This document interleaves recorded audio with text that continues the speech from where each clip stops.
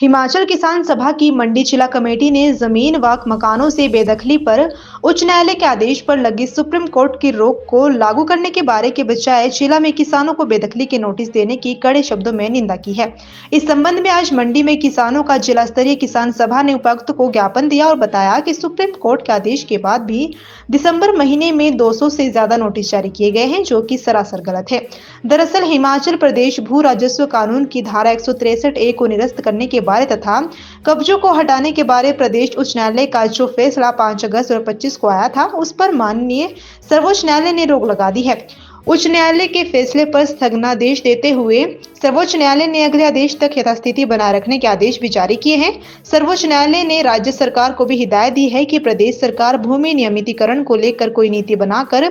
सक्षम प्राधिकारी को भेजे। किसान सभा के जिलाध्यक्ष ने कहा कि प्रदेश की दोनों बड़ी पार्टियां कांग्रेस व भाजपा किसानों को लंबे समय से ठग रही तथा उनके पक्ष में खड़े होने के बजाय बेदखली को उचित ठहराती है। किसान सभा का मंडी जिला का अधिवेशन हुआ बेदखली के मुद्दे पर,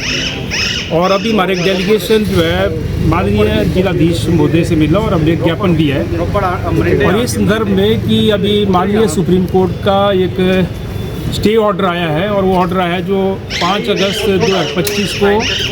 हिमाचल प्रदेश उच्च न्यायालय का आदेश आया था बेदखली को लेकर के, जिसमें माननीय उच्च न्यायालय ने धारा 163A को निरस्त करने का आदेश दिया था और 28 फरवरी 2026 तक जो है बेदखली का ऑर्डर दिया था। किसान सभा इस मुद्दे पर माननीय सुप्रीम कोर्ट में गई थी और सुप्रीम कोर्ट ने जो है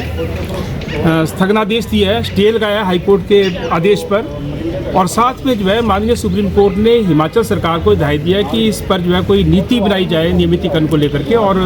कॉम्पिटेंट अथॉरिटी को जो है वो नीति बना करके दी जाए। हमारा ये कहना है कि उसके बाद भी मंडी जिला में नोटिस आ रहे हैं बेदखली के, और इसीलिए हमारा आज मिलने का मकसद ये था जिलाधीश महोदय से कि वो जो बेदखली के नोटिस है वो सुप्रीम कोर्ट के स्थगनादेश की उल्लंघना है और ये नोटिस आना बंद होने चाहिए और बेदखली की कोई भी प्रक्रिया बंद होनी चाहिए, क्योंकि अगर ऐसा होता है तो सीधे तौर पर माननीय सर्वोच्च न्यायालय के जो स्थगनादेश है उसका वो उल्लंघना मानी जाएगी। इसमें उन्होंने आश्वस्त किया है कि मैं इस मैटर को देखूंगा और उसको सुनिश्चित करूँगा कि ऐसा कोई नोटिस नीचे ना जाए। दूसरा हम ये कहना चाहते हैं, जो आज हमने अधिवेशन किया, हमारी मांग ये है लंबे समय से हिमाचल प्रदेश के अंदर ये जो कब्जों के नाम पर जो बेदखली लंबे समय से हो रही है, हम ये कहते हैं कि 5 बीघा तक के जो भूमि है वो मुफ्त में नियमित होनी चाहिए, और उसके साथ साथ 5 बीघा से ऊपर है तो आप मार्केट रेट के आधार पर जो है उसको नियमित कर सकते हैं, और जो भूमि हदबंदी कानून से के दायरे से ज़्यादा अगर किसी वास्ता आप उसको जो है वापस ले सकते हैं। लेकिन हम कहना चाहते हैं कि सन 2000 में हिमाचल प्रदेश की विधानसभा में एक बिल पारित हुआ, धारा 163A में जो है संशोधन किया गया जब धूमल साहब की सरकार थी, और उस सरकार ने सन 2002 में किसानों को कहा कि आपका कहीं पर भी कब्जा है हमारी सरकार उसको नियमित करेगी और 20 बीघा तक का कब्जा हम नियमित करेंगे। आप एफिडेविट दे दो, आप बिजली बना करके दे दो, 50 रुपये की फीस जमा कराओ। किसान सभा ने उस वक्त भी विरोध किया था कि आप नियमितीकरण करो जमीन का, हालांकि आपके पास वो पावर नहीं है, क्योंकि 1980 का जो वन संरक्षण कानून है, फॉरेस्ट कंजर्वेशन एक्ट 1980, वो जो है उस रास्ते में बाधा बनता है। लेकिन आप जो एफिडेविट ले रहे हैं लोगों से, किसानों से, वो जो है ठगी है, और आप एफिडेविट लेना बंद करें क्योंकि आप किसानों को फंसा रहे हैं। लेकिन एफिडेविट लिए गए 1,67,339 लोगों ने हिमाचल प्रदेश के अंदर वो मिसलें तैयार की, एफिडेविट सबमिट किए, फीस जमा करवाई, और फाइनली जो है बाद में कोर्ट के आदेश पर उन्हीं लोगों के ऊपर जो है मुकदमा दायर हो गया कि आपने अवैध कब्जे किए हैं।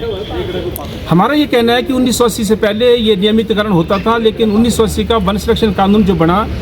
उसमें जो 1952 की एक नोटिफिकेशन थी, टेम्परेरी नोटिफिकेशन, जो हाई कमिश्नर जो नियुक्त होते दिल्ली से,